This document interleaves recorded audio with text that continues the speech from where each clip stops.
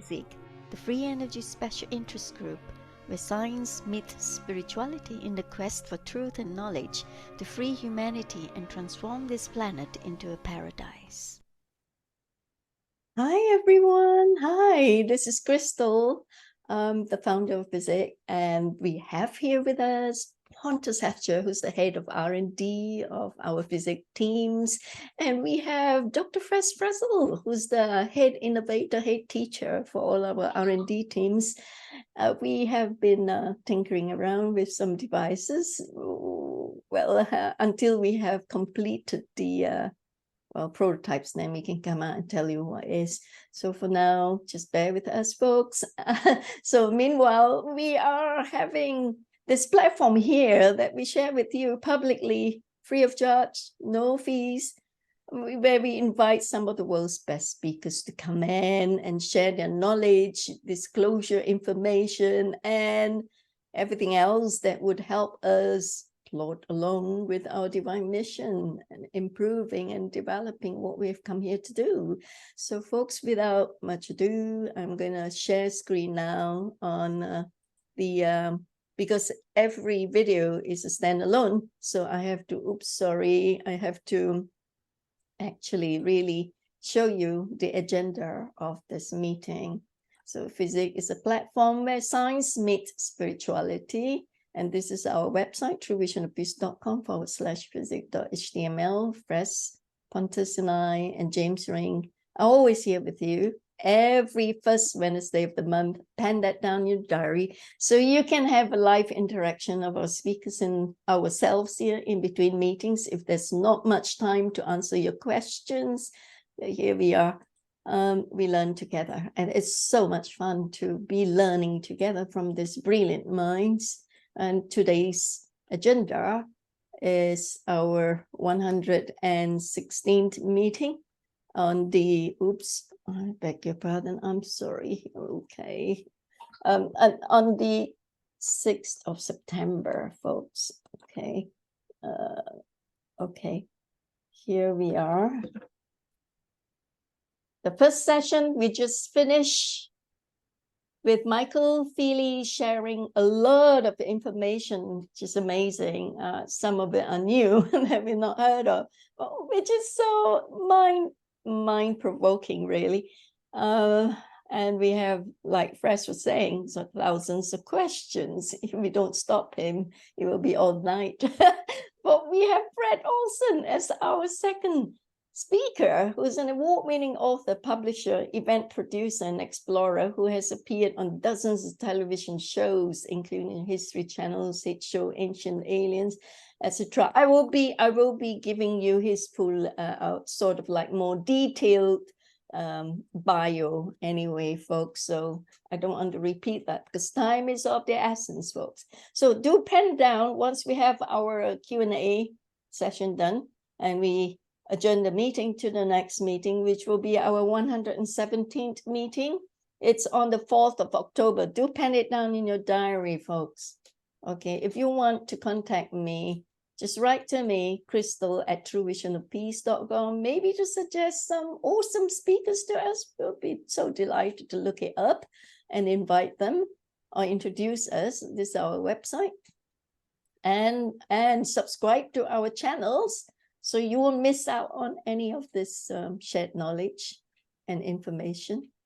Okay, you can actually freeze frame this and see and join our Telegram group. Just FESIG underscore at FESIG underscore group, GROUP, and that's it. Okay, so I'm going to stop sharing now. I'm going to introduce Brad properly because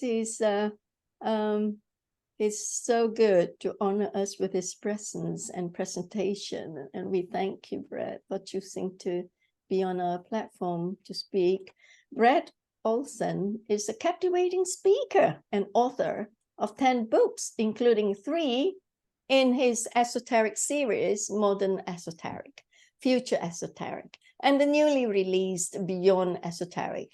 An award-winning author book publisher and event producer. His keynote presentations and interviews have enlightened audiences at Contact in the Desert, Conscious Life Expo, the Mount Shasta Summer Conference, and dozens of radio, including Coast to Coast, Ground Zero, and the Patriot Underground, and television shows, including Ancient Aliens, America Unearthed, Beyond Belief, Book of Secrets, The Truth is Out There, and Mysteries of the Outdoors.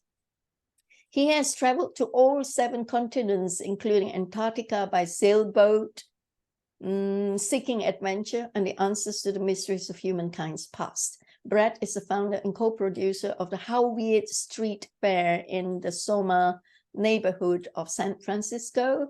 The Chicago native's esoteric writing continues to reach a wide audience while he continues breaking ground in alternative journalism, public speaking, illustration, and photography. Over to you, Brad. Well, hello, Crystal. Thank you for having me on. It's a great honor to speak to you and your audience. I'm just back from Burning Man Festival out here in Northwest Nevada, so I'm having a little bad hair day. After my shower yesterday and shaving, I still seem to have some playa dust in my hair, so forgive the appearance. I'm trying to bat it down. Don't worry, but do tell us a little bit about what's happening there. There was a flash flood and all that. People got caught in the mud. What happened? Oh boy, it was Black Mud City for 3 days. So I have in my book Beyond Esoteric a whole chapter about geoengineering. And I do think that this rain that came in was steered in, and I'll tell you why. Just before Burning Man in middle August, we had a very rare hurricane come through all of Nevada. Sure, you've heard about it, and the havoc it wreaked in Southern California and northern Baja and Mexico, where it ran ashore. Funny, it was called Hillary. So that saturated the ground, and that too has never occurred. Actually, in the Pacific, they're called typhoons. We've never had a typhoon that has come all the way up to northwestern Nevada, and it happens to be where I also live right now. So and you have a double rainbow. It was very unusual to have so much moisture in the end of the summer. So that saturated the playa. That's what's called where they perform Burning Man in a location that's called Black Rock Desert. So it had already been wet, but as long as the sun comes out, that'll dry up. But the layer below the dry mud, and that's essentially what they do the event on, is very porous. So the wetness was already there from this typhoon. And then I was going in a little bit late. And on Wednesday, I noticed heavy chemtrailing activity in the sky up above my ranch out here in Northwest Nevada, not too far away from Burning Man event. I drove in on Thursday and they were still spraying very heavily. And then you have what I call frequency clouds, when these chemtrail clouds get hit with HARP or other frequency weapons, they ripple like the bottom of a ocean. And so I kind of had a feeling something was going to happen, although it was not supposed to rain. It was only a 40% chance of rain on Thursday. I'm sorry, on Friday, and then about the same percent chance on Sunday. And it did rain both of those days, very heavily, unexpectedly. And I was with a camp right across from mine. We got in there no problem on Thursday, and even on Friday morning, I rode my bike around and checked out the man and did all the kind of sightseeing you do when you go to Black Rock City. And then noticed Friday afternoon, it was a very hot day in the 90s, but then it just dropped about 25 degrees, and then the wind started kicking up. So fortunately, I went back to camp to get some more clothes on, and then when I got there, it started raining all day Friday afternoon, well into the evening. So I was across the way at my campmates from Switzerland. They had a camp called Helvetica, which we often hear about as a font, but Helvetica was the Latin or Roman name for Switzerland. So they picked it up in their camp, and they had fire displays and things like that. But they had a nice overhang. So I was just talking to them, and they showed me a very advanced radar system with this storm, and it was just coming up a direct hit, a direct line. Way there are a lot of people that are running solar and doing other free energy type of experiments, but there are very big generators that run the camps. And unfortunately, there were, I know, at least 2 confirmed cases of people being electrocuted in the rain trying to pull the big plugs apart. So there was some tragedy involved, and there was a lot of people that fell off of art installations or got hurt, but that kind of happens every year. And if you think about it, with a city of 70,000 people, over the course of a week, you're inevitably going to have 1 or 2 people die and some injuries, just as it would, statistically speaking, in any city. Yeah. So I think Brad, those reports were a bit blown out of proportion, that we were all dying. One of them said that we're reverting to cannibalism. No, I don't think no. there was any Brad, cannibalism. That's fake news. yeah, I think you've given more than it deserves on the Burning Man. But to brief us on that one, we are awaiting your presentation because it's so exciting. Oh, I can't wait absolutely. to hear. Yeah, and I'm sure That you was have just to tell you I'm awesome. having a bad hair day, because I still got some fly dust in there.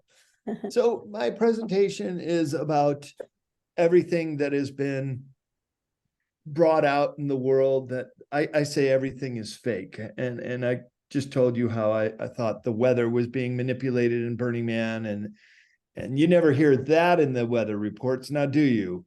You never hear, when they hype up climate change, that a lot of this is being done with these geoengineering programs. So I suppose I'll start with that and tell you how the weather is fake.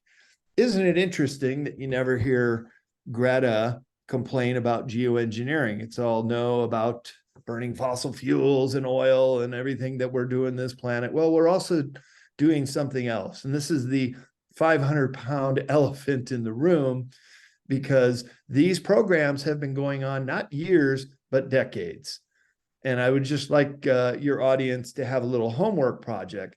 Look up Operation Popeye, like the cartoon character, Popeye. This was a weather modification program that was done in Vietnam during the Vietnam War. I got the great opportunity of traveling to Vietnam right about when it opened up in January 1993. I was just backpacking around the world after teaching English in Japan. And I was one of the very first Americans to get into Vietnam right when it had opened up. And it was only 6 months after the last POWs left re-education camp. So it was very fresh on people's mind. And we got to travel around and see quite a bit of the scars of war. They were still there in 1993, big pits that had been bombed during the Vietnam War that were now duck ponds. You could go climb in and around tanks and lift up the big cannon and drop it, boing, boing, boing. I mean, you could do things like that. And we got into the Chu Chi tunnels. And this is what really vexed the Americans, because after the French pulled out from the Vietnam War, they took over many of these bases, including a base right outside of Saigon. And this tunnel complex was already in place. So it took the Americans a couple of years to figure out that they were coming in via this tunnel complex and shooting at the barracks in the middle of the night. So when the generals found this out, it was an all-out war to exterminate this tunnel complex, and they thought they could bomb it out. That didn't really work. And then they initiated Operation Popeye, which was to bring in an unordinate amount of rain into the area, which was done. And it was a flooding event for a lot of our soldiers, much more so than normal. So these programs have been around since the Vietnam War, and now they're being used across the United States. Much of it is to control the weather system. You can make the case that a lot of this geoengineering is done against the will of the American people without them even knowing it, but it's being blamed on climate change. Yes, climate change is happening. When I was down in Antarctica about 5 years ago, it was quite clear that there were some areas of Antarctica that were warming up, and it was changing the migration of different penguin species. So the warmer water penguins were moving in areas where only cold water penguins once existed, and those cold water penguins were having a harder time catching fish and feeding, so their population declined, where the opportunistic warm weather penguins were going up in population. So there's just one example of many. There were also areas that we saw that were losing ice and it was melting. Okay, but in my presentation that I give at a lot of conferences, I show this map that NASA had just come out with before my trip, and it showed Antarctica in areas that were warming up in red. But this is the paradox. There are places in Antarctica that are cooling down and are actually gaining in ice accumulation. And I suppose this is why Mother Nature, in her infinite wisdom, does not have the Antarctic ice shelf drop into the sea. If it did, then we would have catastrophic shoreline breaches of water. So it'd be like if you had a full glass of water and you put a couple ice cubes in it, of course it would overflow. Antarctica ice is the largest amount of ice trapped anywhere in the world. But because there are areas in Antarctica that are actually cooling off and freezing, for example, the Vostok station managed by the Russians about a month ago registered the world record coldest day in history. So you have extreme cooling events in some parts of the world, and then we all heard about the heat dome and the extreme heat in America, North America this summer, July, hottest month on record. Well, those heat domes can be manipulated, and I do believe they were. You can see it in the amount of chemtrail activity and some of these Brad, I don't mean to weapons interrupt. like Harp. I don't mean to interrupt your train of thoughts, but I'm really fascinated about your trip 5 years ago to Antarctica. Surely you would have taken a lot of photographs and video clips and all that. Can you share those with our audience? I sure can. You know, they're right here on my cell phone. Cool. A lot of time people say, "Oh, I went." You went with a team of explorers to retrace the steps of Admiral Byrd or something? Yeah, curious. You know, where Admiral Byrd was stationed was a place called Little America. It's pretty close to the McMurdo station, but distances are very vast in Antarctica, and I think it needs to be pointed out that it would be very difficult to say go from where I was in the Palmer Peninsula region to go out to, say, New Schwabenland, where the Germans set up base. Yeah. Distances are very vast, and the cost to travel is also very expensive. So I went down there on a sailboat, and I'll just start showing you some pictures from the trip. Right here on my phone, this might be the easiest way. There was one day it was actually warm enough to go swimming, and we jumped in the water. Let's see how good this renders. Well, that's the sailboat we went down on called the Chief One. I spent 26 days on a sailboat, and for the most part, you had to be, this is our crew. We went over the maps every day. We're plotting where we'd go next. It was 11 Polish people and 3 Americans. Let's see if I can find a little video here playing. Kind of went to a whole bunch of places. Every day was a new adventure. We'd go to glaciers. We'd sail up to different research stations. And then usually this was our first stop, Arktowski. This was a Polish base. We had 11 Polish people and 3 Americans. Wow. And they got us on the Arktowski base, and then I got us onto the Palmer base. And from there, we went to a couple other bases that allowed people to come ashore. Because sometimes these research stations, they don't really want a whole lot of people there. Just kind of flipping through some shots of glaciers and stuff. And it's just incredible scenery there. It's just so beautiful in a stark kind of way that it's one of those places that very, very, very few people ever visit. But because we were there on a sailboat and had the opportunity to take our dinghy off, which is a smaller Zodiac type boat, we could go ashore anytime we want and go up, and we climbed on some glaciers. We went ashore to penguin colonies, and the whole idea that this is forbidden land, that you can't go there, is totally incorrect. This is interesting. There's an albino penguin, all white, in one of these penguin colonies. So just little tidbits like that. And the animals had no fear of humans. It was pretty refreshing to see that the animals were just as interested in us as we were in them. So that was kind of cool to see.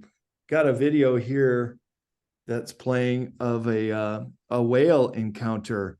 We had all these professional photographers on my trip, and I was the only one that, with this iPhone, was at the ready to go to catch a pod of whales who were just as curious as we were to see what this boat was in their normally very excluded part of Antarctica on the Palmer Peninsula. And you can see them moving towards us in that little bit of water. You can see the beautiful scenery too. Gosh, it was just so gorgeous. Antarctica is covered 99% in snow and ice, and the glaciers just come right down to the ocean. We had a couple opportunities where the glaciers were what they call calving, breaking off, and with great big sound, and you see it first and then you hear it, and then the waves start rolling over towards us, just like these whales as they're swimming closer and closer to the boat. It must have been a pod. There's the big male. The bull male came right up, and they went right under our boat. It was kind of like Moby Dick experience. And I show this video in my presentation. People like to get an idea of the boat that we were on for 26 days and some of the wildlife there. So it was that kind of experience. Happy to show you some more pictures if you want to see them, of the great experience we had down there. Got violently ill, violently seasick. And sometimes we had to go through, this is a time-lapse video. We'd take turns pushing these icebergs away with big poles, and we had to take turns because it was pretty heavy labor. But we wanted to get to the Vernansky Ukrainian base. Ukraine has a base down there, and they're very, very friendly people. And we had to get through that ice field first with seals that were looking at us just as curiously as we were looking at them. So it was an incredible experience.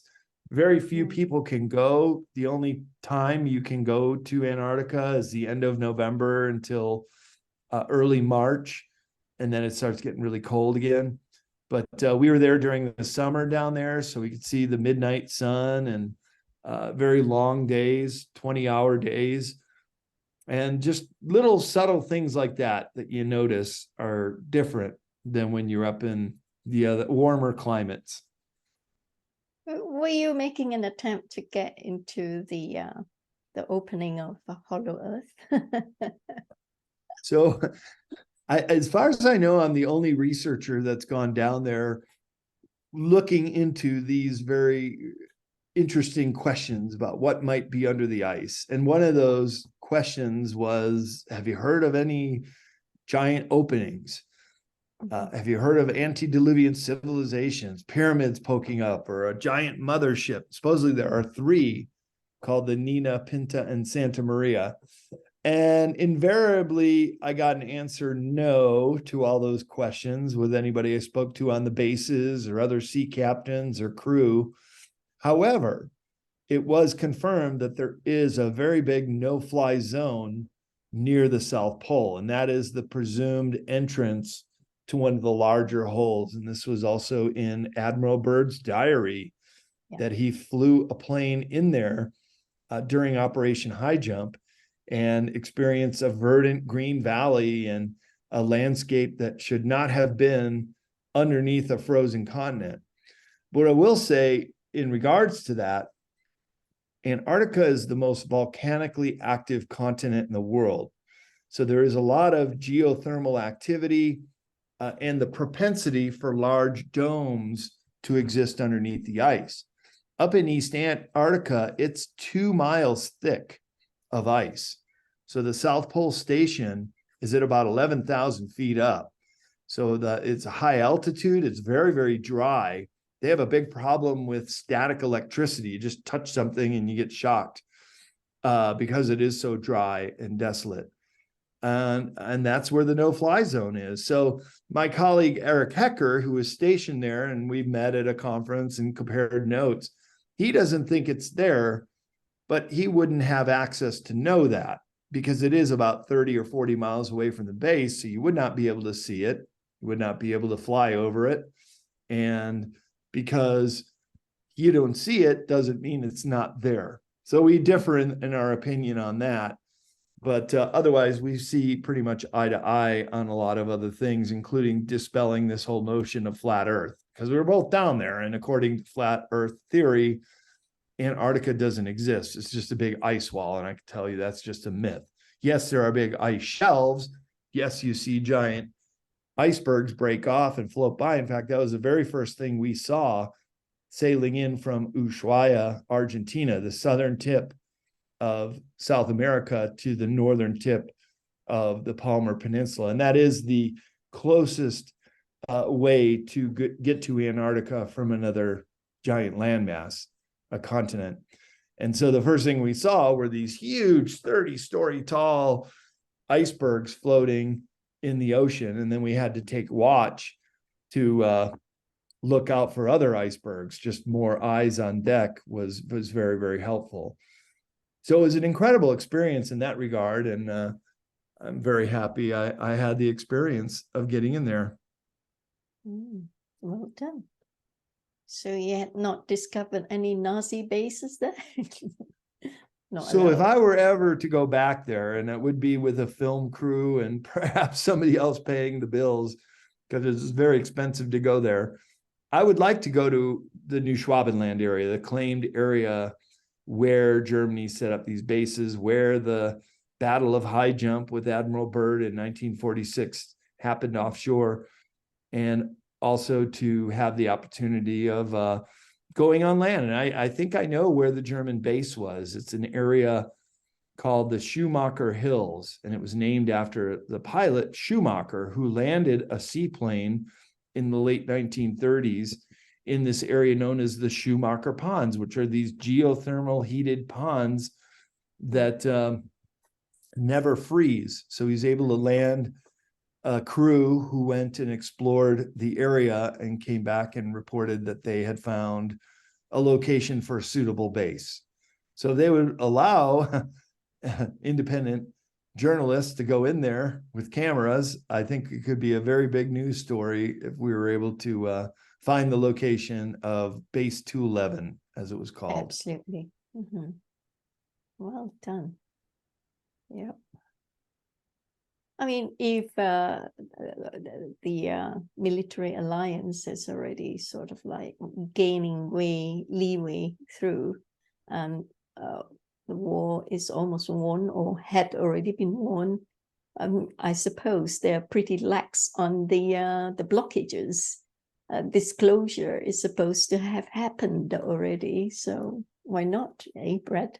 If you would organize another expedition there, I suppose you would be allowed to gain entry. It's also been said in the disclosure field that the big disclosure moment could come from Antarctica, and that is exactly in this event with the heating in the summer in certain locations, that these big mothership craft, and in my presentation called The Hidden Anomalies of Antarctica, I have identified one of the 3 mothership craft from images on Google Earth in the year 2013. You can even go back in the Wayback Machine And I offer the coordinates for the Conan base. There is a temporary base in the claim of Germany, of the New Schwabenland claim, where this massive craft was being excavated in 2013.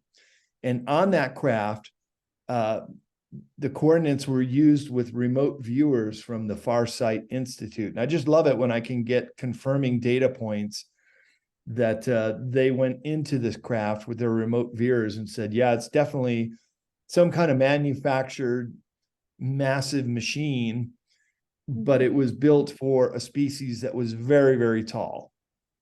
And by doing so, that was just another confirming data point that this does exist, that it is some kind of manufactured ancient device. They said it was totally defunct. You couldn't fly it. There was no sign of any kind of life in there, but it had been designed for very large humans. So it kind of reminded me of, remember the original Alien movie when they found a giant ship and they're going in there, and then these pods, one of them gets on the helmet of the astronaut and then gets in his body and becomes the alien.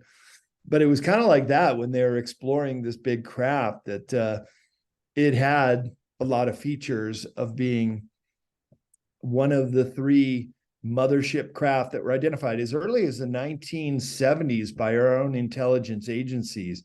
And they nicknamed them the Nina Pinta and Santa Maria. So I'd say the Conan base one is one of those three. And it should also be pointed out that the NSA, one of our three-letter agencies, which didn't even admit to its own existence until the 1980s, that's why it was called No Such Agency. They have a presence in Antarctica. They have a building, an unmarked building at McMurdo. Nobody's sure what they're doing there. They don't talk, and they really don't commingle with the crew.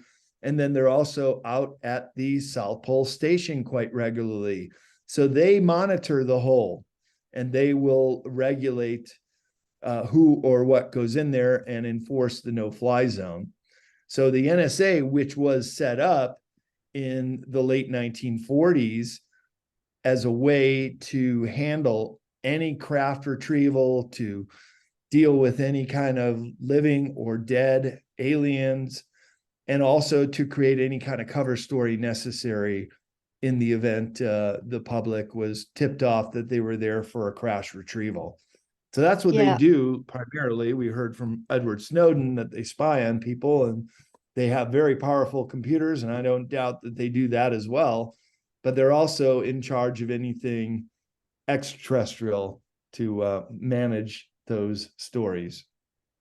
Yeah, and the NSA, under the NSA is the ACIO, where A.R. Gordon came into question, and it being the director then when he was alive. And then there is the Ancient Arrow Project, and he was known as number 15, and the Labyrinth Group. So we have the ET transfer of advanced technologies as well, LERM and all that. Michael Lee, he used to be his protege, and he's had a lot of knowledge from there as well, from AR.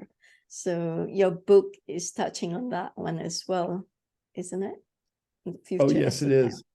Yeah. And it's more in the latest book, Beyond Esoteric, when I get into transhumanism and some of the other changes with high-tech computers that are now starting to infiltrate into our lives.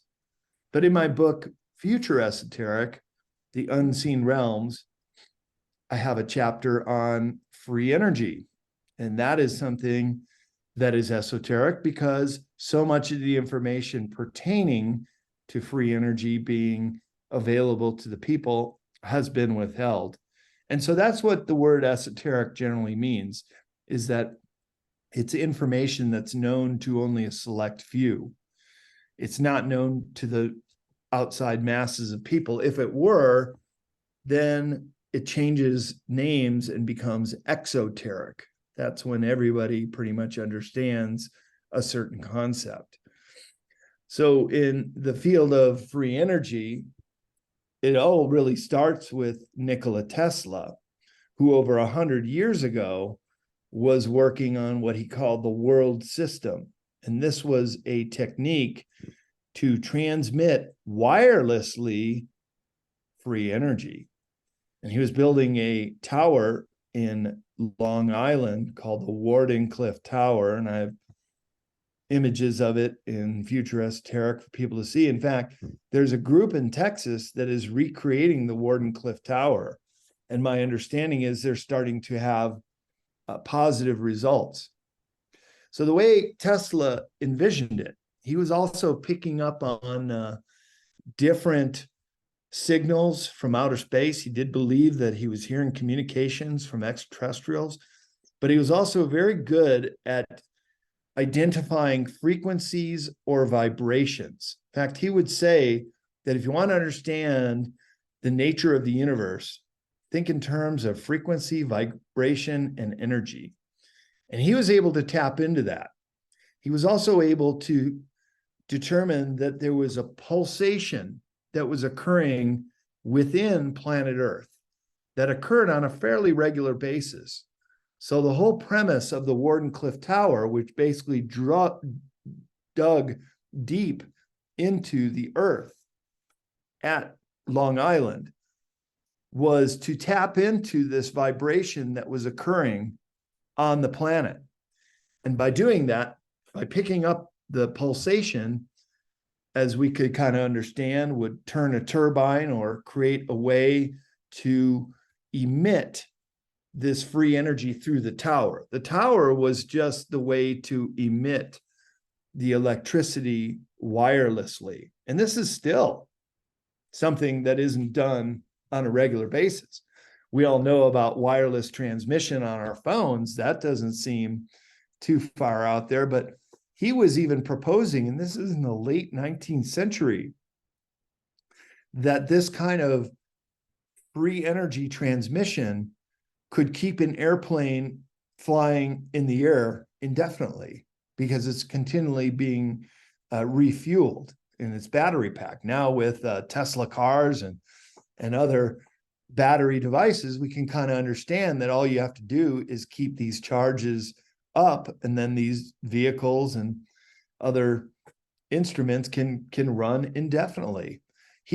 Tesla was also envisioning ships being able to sail around the world indefinitely. Well, we already have nuclear submarines and nuclear powered military ships that never need to go in for refueling because they have a small nuclear reactor on board that could keep them going. So without having the byproduct of nuclear energy, such as nuclear waste, this was truly a free energy device. And as the story goes, the financier J.P. Morgan was paying the most part for this Wardenclyffe Tower. And when he came out to visit it, he said to Tesla very famously, "Where's the meter? How are we going to charge people for this?" And Tesla naively said, "Well, we don't even need a meter. It's free energy. We can just give it away to the people." And that was pretty much the death knell to Wardenclyffe. And J.P. Morgan pulled his financing and left the project in limbo. And eventually it was not completed. German spies were coming out to Wardenclyffe and taking pictures of it during World War I. And then the Allied forces said, "Hey, this is too dangerous to leave this up." And they tore it down. You can still go out there today and see the powerhouse. I've had people tell me that they were able to sneak in, and you could see some videos on YouTube walking around the red brick building, which was the generator. And they've also located the spots where the well was going down that was tapping the energy from the earth. So Wardenclyffe's where it all started. And then you have dozens of engineers that were working with magnets. And this is also a connecting data point. When you have a lot of different people that come up with the same invention in different parts of the world and our country, that you'll have a breakthrough. But if you try to patent these devices and take them into the patent office, they'll never get through. especially if they're anywhere above 80% efficiency, let alone 100% efficiency, they will just be killed in its tracks. And it's said that many of these patents go to the Department of Energy in Los Alamos, New Mexico, into an underground base. And that's where free energy devices go to die. And they will at first say, oh, you got a very interesting invention here. We have some friends in big oil who would like to offer you a 7-figure amount to buy that patent. And many of these inventors are very idealistic. They just want to really give away this technology and get us off of nuclear, coal, and oil. And they'll often say no. Then they'll be pressured in other ways. Some of them will have their laboratories raided, all their equipment confiscated, and research papers taken. So that's another way. If they really keep on persisting, like Captain Bearden and others, they will find themselves being killed in very mysterious ways. So there's nothing that big oil won't do to stop these inventions getting out there. And many of these inventors who have worked with the magnetic gravitation will describe it very similarly. And here again are data points that connect. So in the case of these magnetic devices, they do need a start. So you do have to put an input of a little bit of energy. But then once you get the wheels going, the magnets play off themselves, and that they are able to actually break the second law of thermodynamics that every device has to wind down.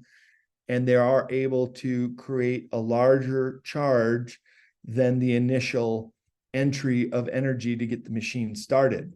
Now, there's a commune in Switzerland, I describe it in Future Esoteric in this free energy chapter, that has had one of these magnet devices working since the 1970s. And they're able to charge their commune with this energy. Other places that aren't so harsh on these kind of devices working and being demonstrated also have a discharge of this energy. So it's definitely out there. It's just really a matter of the suppression of this kind of technology from keeping it going. And I also described several other different designs. Some are solid state batteries with really no moving parts, also using noble gases as a way to create free energy. So it's quite an exciting field. Of course, Fleischmann and Pons came out with their cold fusion, and they were just attacked mercilessly. But it turns out, and 60 Minutes even did a piece on it, that it sure does work. Yeah, that's a pliable and feasible way of using free energy power. Is it implemented? No.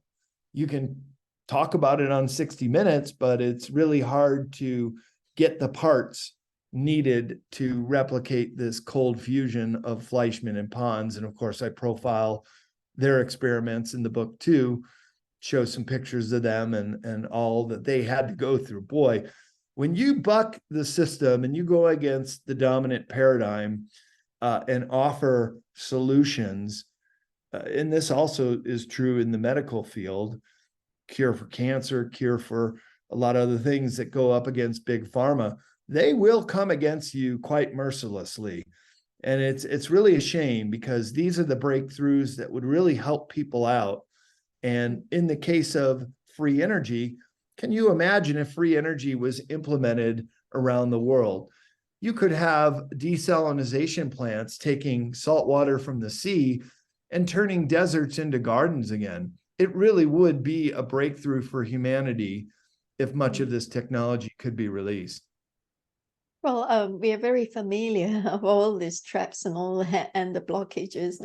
We've been at it for a long while, our whole group here, as well as the scientists, researchers, and inventors who are within the system here. Right, so I think time is marching on, and you have shared a lot, Brad, and we thank you for sharing your interesting voyages to Antarctica and all that you were talking about, I would like to pass the microphone over to our co-chair, Dr. Frazel. I'm sure he has some questions lined up for you regarding the free energy part of your presentation. It's a pleasure once again, and we'll talk probably later also. But anyways, we basically started this as this meeting for the presentation as the world that you know it isn't exactly the way it really is. That we've been either lied to or misguided for, if not a few years, a few decades, or a few thousand years, or a few million years. And I'd really like to get you off onto that topic for just a little bit, if you would, please. Yeah, I'd happy to address that and put it in a synopsis form. Well, let's just say, and this is why the word esoteric is so appropriate for the kind of books that I produce. It is information that's known to a select few. They just don't want us to know about it. And I feel that that's an absolute travesty, that from free energy to medical breakthroughs and other ways to help the human race absolutely need to be out there. But there is a very concerted effort to keep this under wraps. And I would, if I were to blame one particular thing, it would be the capitalistic model that much of the world is run on. And when you have money being the main driving factor, whether or not some of these technologies can be released because they would compete with, say, money-making cancer cures or chemo and all these other things, they don't want the cure. Isn't it interesting that the American Cancer Society is not the America Anti-Cancer Society? It's almost as if they promote it. They promote the Band-Aid approach, but not the cure. And so this is kind of the earth dilemma that we find ourselves in, that much of this information has been gleaned by scientists and other experts in the field, but they hit a brick wall and then they're not able to release this information, or if they do, their lives could be in jeopardy. So when you're dealing with these big moneyed interests, yeah, they'll go to any length to protect their investment, to protect their financial interests. And so I'd say that is the root of the problem. And it's also why in this utopia section in Future Esoteric, where free energy is, I also have a chapter called The End of Money.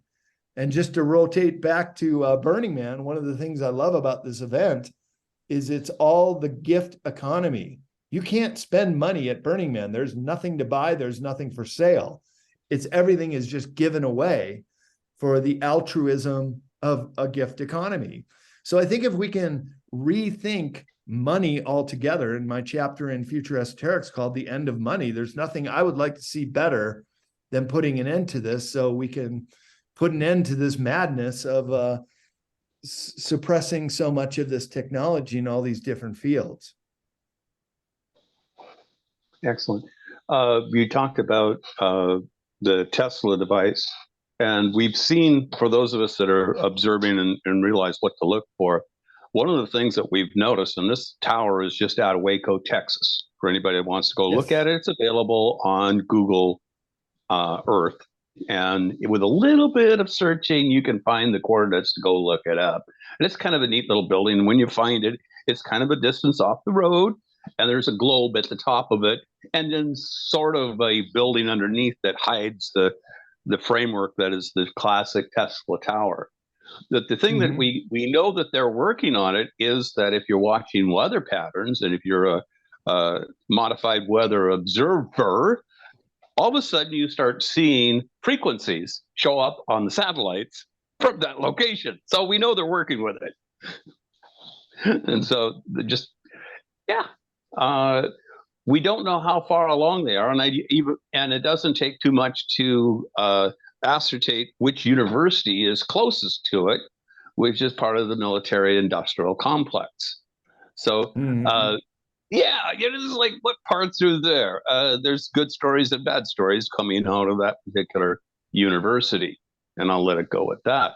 But for our listeners today, that is one possibility. And we take a look at the size of the planet Earth, say it's not flat, but say it's round. It would only take 3 of these towers in the northern hemisphere to cover the entire planet. It would take 3 more in the southern hemisphere.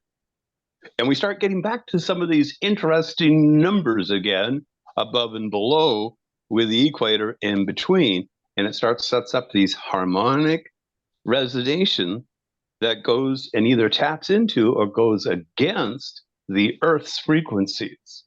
And these concepts go clear back to Egypt and before. And I'm sitting here trying to lead you on here a little bit. Well, I love it how history repeats. And just for a little additional side note, we could also look at Rudolf Steiner and how he was using weather modification techniques to move storms and clouds around too. I mean, rain seeding, that's also been around. Farmers have been doing it for decades. This should come as no surprise, and this is very much declassified information. The weather is very manipulable, and Tesla and his tower as well could have effects in the changing climate and atmosphere. So my whole point is, yes, let's talk about climate change, but we have to include all of these different ways that weather can be manipulated, and it is, until we have an open and fair discussion. Great. One more, and then I'm going to turn it back over to Crystal. We talk about the points of electricity, which basically at the energy of the universe, frequency or vibration, magnetism, and then capacitance and that type of stuff. Is there, from what you're looking at, a way of looking at frequencies that are Earth frequencies that can manipulate the harmonics of the subterranean fields, such as lava and that type of stuff, and we end up with not only storms being moved around the planet, but maybe Earth movement internally, like earthquakes and that kind of stuff? Have you come across anything in that line? Well, that's very much along the line of the Harp arrays and the Harp technology, which is not only shooting huge electricity voltage into the stratosphere, into the atmosphere, creating high pressure domes. So all these heat domes that we saw in July, yeah, they're very much manipulatable. There's always a political agenda behind a lot of these climate change stories too. The main one is they want to get us all on social credit scores and give us a climate change score and take away our gas burning cars. I mean, you can read the writing on the wall, what this is all leading towards. But again, it's being manipulated, and in this case for a political agenda. But HARP also has the capability of triggering earthquakes, of igniting volcanoes, of even, say it was an underwater volcano in the ocean, triggering tsunamis as well. I have an Google Earth illustration. It's actually a photograph from 2 summers ago in Beyond Esoteric, when, remember those volcanoes that were going off in the Canary Islands? And the one had a perfect grid of where earthquakes were happening near that volcano, meaning it was being triggered. And had that volcano fallen into the ocean, such as like a Mount St. Helens event, it would have triggered tsunamis that would have gone right across the Atlantic. Fortunately, that didn't happen. But as can be illustrated with this photo, Mother Nature does not create perfect grids of points that are being hit by these HARP arrays. And so similarly, other weather events and other geophysical events can also be manipulated by this technology. And I think we absolutely need to have a national discussion about what these things are and what they can do, because right now we're just being hoodwinked and saying, oh, it's an act of God.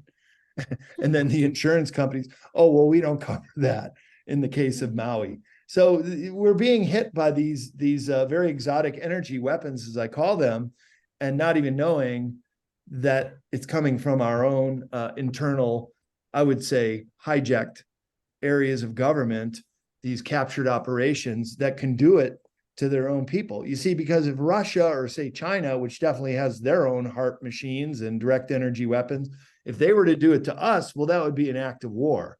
But if we do it to ourselves, then they can't really get involved or say anything. So this is kind of the dilemma we find ourselves in when these false flag attacks continue to occur. Thank you very much. And that's a great place for me to step out and give it back to Crystal. Thank you so very much. On the line of Harp, on the line of Harp, have you been doing any deep research on the origins of that technology? Was it in those days when Eisenhower was signing the Creator Treaty, and who brought that technology to the to the controlling faction? Yeah. So largely DOD, Department of Defense, has been working on many of these projects, including DARPA. All heard about what they're up to, and some of the inventions, including robotry that's coming out now. It's kind of like AI. It's at the point where if fallen into the wrong hands, it could create huge destruction. And again, we're not even having a national discussion about AI. What if this starts getting out of control? And by many reports, it already has. And so you can't put the genie back in the bottle if you don't even know the genie exists. So several departments have been working on backward engineering alien technology. This has been going on since the Roswell crash 75 years ago. So we have 0-point energy, anti-gravity, and free energy that is available, has been invented many times over. But this is not being released to the public. Why? Because, well, geez, we don't have to have fossil fuel burning cars. We haven't had to have it for over a century.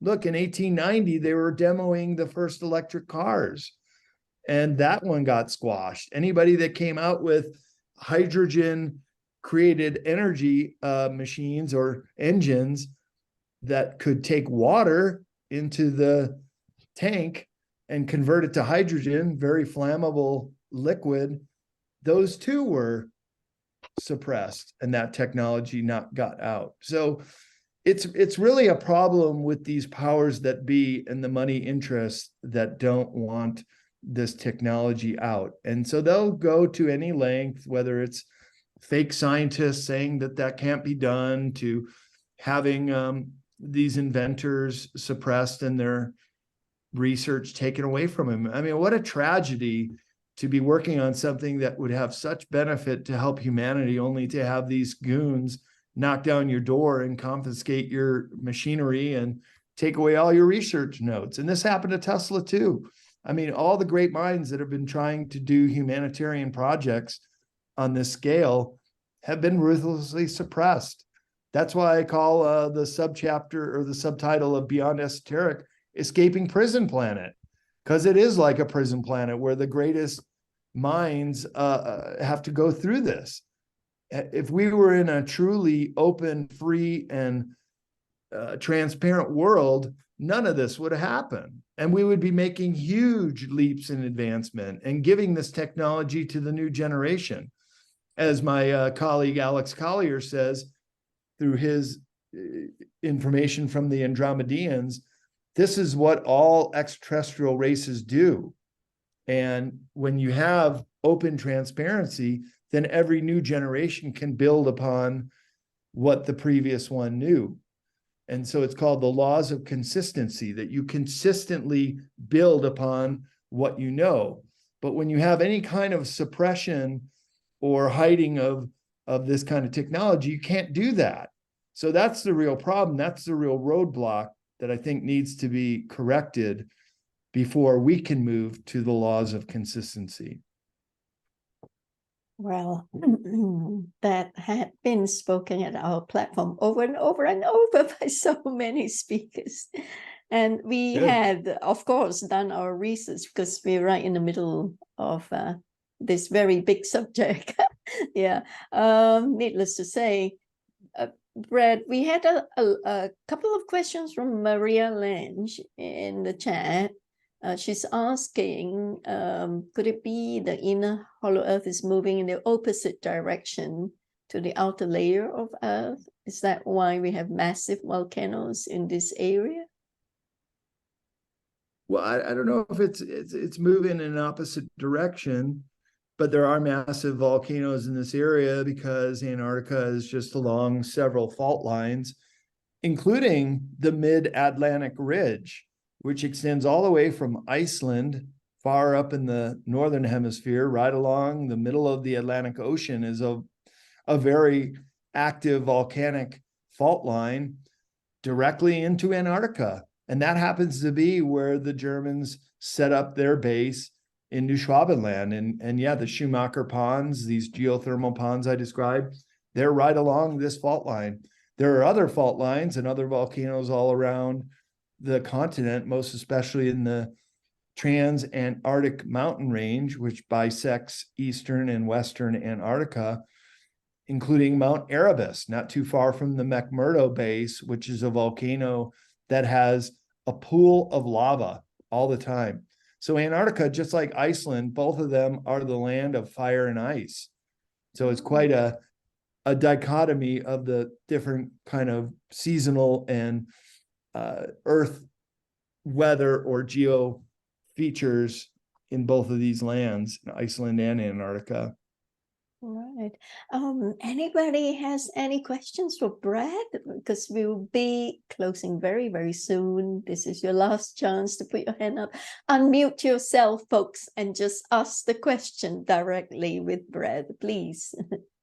Go on, Yes, then. I would like to know. Oh, Henrik, I knew you came to. Hello. In the presentation, they were talking about the way out and what we can do about our situation. Could you speak a little bit more about that? Well, hello, Hendrik. Thank you Hello. for the question. Thank you. I would say just like we're hearing the mumblings of pandemic 2.0 coming and more masking and more lockdowns, what we need to do is just opt out. Do not consent. And in the way of this technology that's being suppressed, share the news. Do posts on social media. Have even meetups with friends and discuss it and go over plans and say, look, this is very real.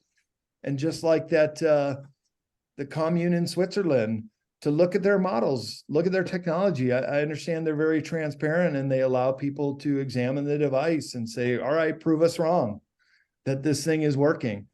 I think it's called Metathuska in Switzerland, where they have one of these free energy devices. So it's just a matter of really educating people. This is the Great Awakening, and it takes all of us to have a contribution and help those around us understand this incredible period of time that we're living in. And we can break the back of this cabal by not consenting and going along with it. And they are up against resistance like never before. So when pandemic 2 comes around, and inevitably will, they're already announcing it here in America, masking up in New York City and colleges now. And we can see that these things were designed. These are chimeric diseases that came out of laboratories, and we're just not having it anymore. And we're going to expose these people because they're cockroaches and they do not like the light. Just like when you flip on the light and they go scurrying around. Yeah, then you can see where they are and do something about it. So calling them out, call out this cabal. And a lot of them are up in Switzerland too, which is kind of interesting that these globalist bankers find neutral Switzerland to be their place. Here's another little homework assignment. Go on Google Earth outside of Zurich, Switzerland. Look at Zug, Switzerland, Z-U-G. All you will find are palatial estates, miles and miles and miles of these globalists and where they live. So if we start pointing them out and saying, here's the problem, let's call them out on it, I think that's what we can do. Thank you for the question, Oh, Henrik. thanks for the Thank tip. Well done, Henrik. All right. If you have a next question, or Pontus, you want to have a few questions here with Brad? Come on, Pontus. No? No, All right. Oh, you're there. Oh, I thought no, you no were questions. But thank you so much, Brad, for your presentation. Nice. Whoa, you're very welcome. And Audrey, you have any question for Brad? Alex, Eric, come on, just unmute yourself. John, unmute yourself and ask. Last chance, be closing soon in a few minutes. Thank you, Brad. Yeah, thanks a lot, Brad. I just thought to say, yeah, time is coming, my friend, for that to be happening. I'm just trying to raise awareness and share a bit of inspiration in me great uncle's Victoria Cross at Arnhem, the bridge too far. It's time that, yeah, basically we call them out, and there's not going to be no lockdown, you know, here, and it will be voiced. People have to look into themselves, as Michael Feeley was saying, and do what's right, and the power of the righteous will overcome, you know. So yeah, great work, Brad, and lovely stories, brilliant, and your Antarctic visit, amazing. And thanks for sharing. I'll hopefully be able to share more insights myself, and like to have a chat with Michael. We've been through similar experiences. He don't really know.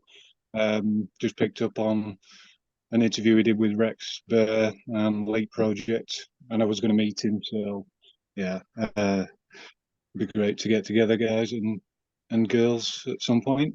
So yeah, Certainly, John. We will. We'll get together. All right. Yeah, speak up. Come back. I was the same. Thank you. No questions. Oh, Alex. Oh, Yeah. Alex. She uses a different name. Well, yeah, it's the short name. I can recognize you. Sorry.